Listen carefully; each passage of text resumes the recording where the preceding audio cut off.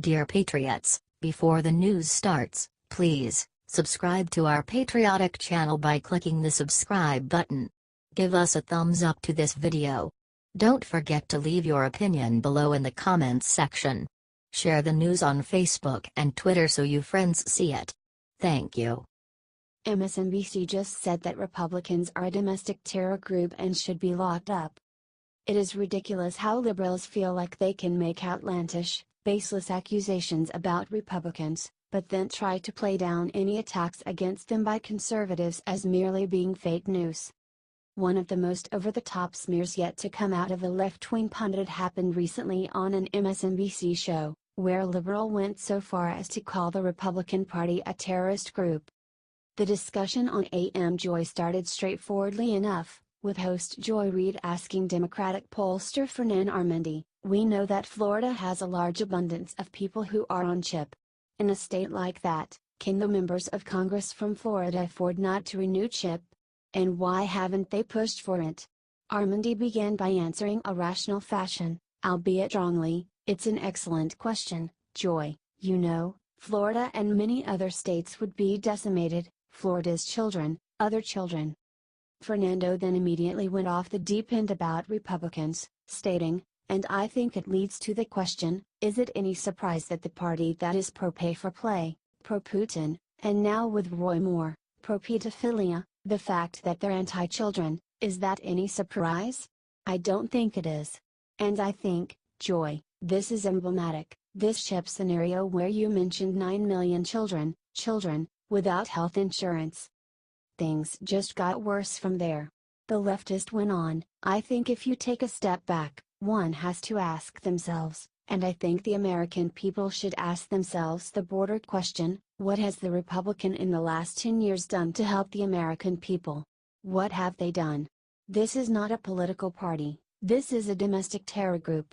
And I think what the American people should consider when they ask themselves that question, with a party that has done nothing to help the American people, is to vote them out and consider possibly afterwards locking them up." Joy, do you think liberals have lost their minds?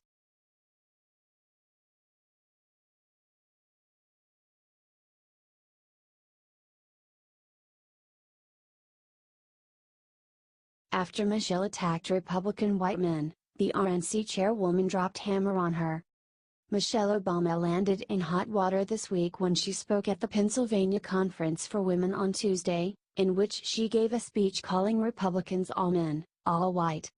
Don't you love when so-called feminists literally erase the contributions and voices of women and people of color when it doesn't fit their narrative? What you can see is this real dichotomy. On one side of the room, it's a feeling of color. On one side of the room, it's literally gray and white. Literally. That's the color palette on one side of the room. She continued. On the other side of the room, there are yellows and blues and whites and greens. Physically, there's a difference in color, in the tone, because one side, all men, all white. On the other side, some women, some people of color. She then said that because of the all white, all men on the Republican side people don't trust politics. Ronna McDaniel, the chairwoman of the Republican National Committee, "Yes, women can be Republicans too," took issue with this blanket statement, saying in an interview with Fox News on Thursday, "It's unfortunate Michelle Obama would disregard the contributions of conservative women and people of all backgrounds with one sweeping, false accusation. There are many women and people of color in the Republican Party. Remember the 2016 election, when the GOP had a black candidate, 2 Hispanic candidates, an Indian American candidate, and a woman candidate, versus only white people on the Democrats' side.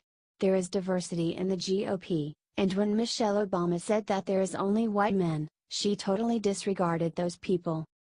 Glad the RNC has an awesome chairwoman in Ronna McDaniel to tell it like it is.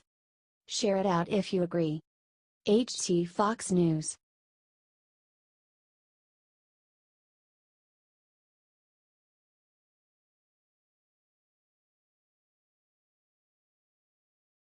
Mike Pence just made a promise to America that no president has ever done before. One thing that President Trump and VP Mike Pence realize is that America has been needing something to be proud of again.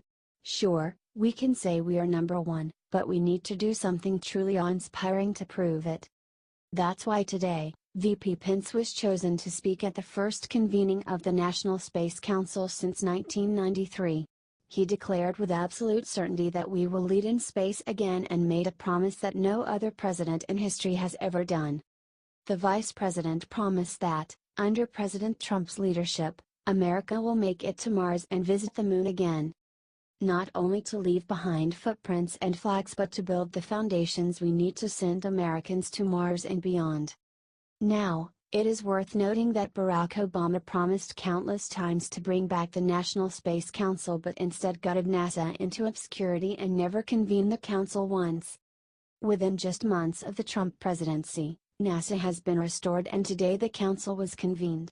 The thing is, the media will not give him credit for a damn thing. As a millennial myself, I'm excited to see America do something truly incredible again in my lifetime. Sadly, it feels like that has been lacking for younger people to see. I'm sure when they see what Trump has done, they will be so filled with pride in our country again they will quit their dumb protests and hate groups. So let's share this out everywhere and let people know that America is really and truly about to be great again.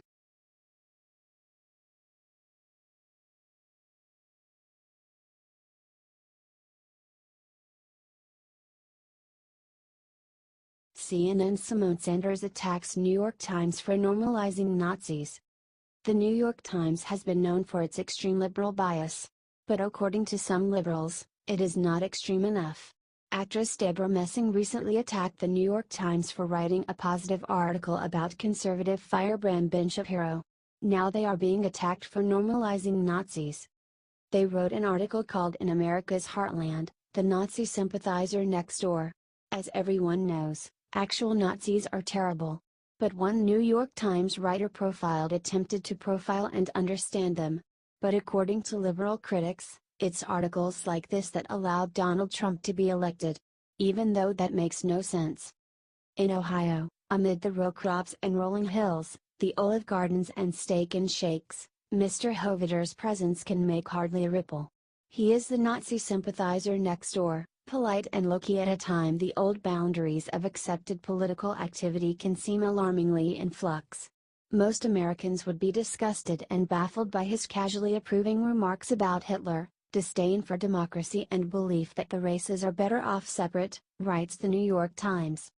But his tattoos are innocuous pop culture references. A slice of cherry pie adorns one arm, a homage to the TV show Twin Peaks. He says he prefers to spread the gospel of white nationalism with satire. He is a big Seinfeld fan, they write. CNN's Symone Sanders wasn't happy. Let me explain to some of you why this is trash and why the NITS needs more people of color at the decision-making table. First, this is reporting on something that is not freaking normal, but the profile in and of itself normalizes white nationalism, tweets Sanders.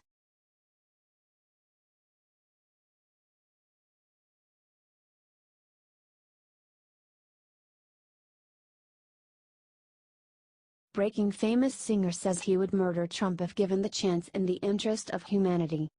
Ever since President Trump has been elected, we have seen liberal celebrities and media acting out in very violent ways. It has only been getting worse. Morrissey, former frontman of the British band The Smiths, revealed that he would murder President Trump if given the chance. If there was a button here and if you pressed on it, Trump would die dead. Would you push it or not? Asked an interviewer for the German magazine Der Spiegel. I would, for the safety of humanity.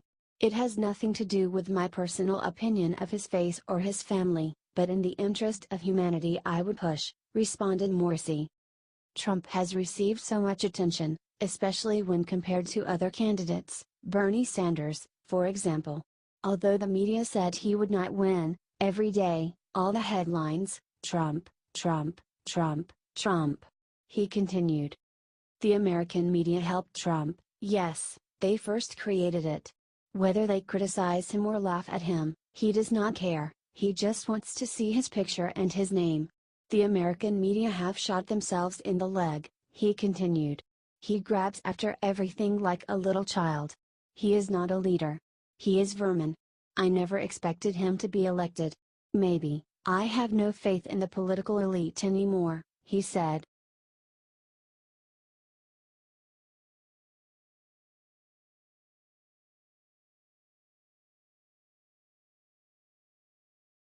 Susan Sarandon defies Dems, says we would be at war if Hillary had won. I think she's very dangerous. During the 2016 election, Academy Award-winning actress Susan Sarandon was a big supporter of progressive candidate Bernie Sanders. When Sanders ended up losing to Hillary Clinton in the Democratic primaries, Susan refused to dutifully back Hillary in the general election. Sarandon instead continued to speak the truth about Hillary Clinton, much to the chagrin of Democratic Party leaders. The past year since the election evidently has done little to allay Susan's fears about a Hillary Clinton presidency, as she just went off in an interview about what a disaster a Clinton presidency would have been. Sarandon is not a fan of Republican Trump, but she clearly understands where Trump voters are coming from. She started off by saying to the British Guardian newspaper, "Well, I knew that New York was going to go for Hillary. It was probably the easiest place to vote for Jill Stein. Bringing attention to working class issues is not a luxury. People are really hurting, that's how this guy got in. What we should be discussing is not the election, but how we got to the point where Trump was the answer." Before the election, Sarandon had stated that Hillary was more dangerous than Donald Trump. When the interviewer asked if she still believed it, she responded, "Not exactly, but I don't mind that quote. I did think she was very, very dangerous. We would still be fracking, we would be at war, if she was president. It wouldn't be much smoother. Look what happened under Obama that we didn't notice." She went on, ripping Democrat Obama, she would have done it the way Obama did it, which was sneakily. He deported more people than have been deported now. How he got the Nobel Peace Prize, I don't know. I think it was very important to have a black family in the White House, and I think some of the stuff he did was good. He tried really hard about healthcare. But he didn't go all the way because of Big Pharma. Are you glad leftist Sarandon is telling the truth about corrupt Democrats like Hillary and Obama?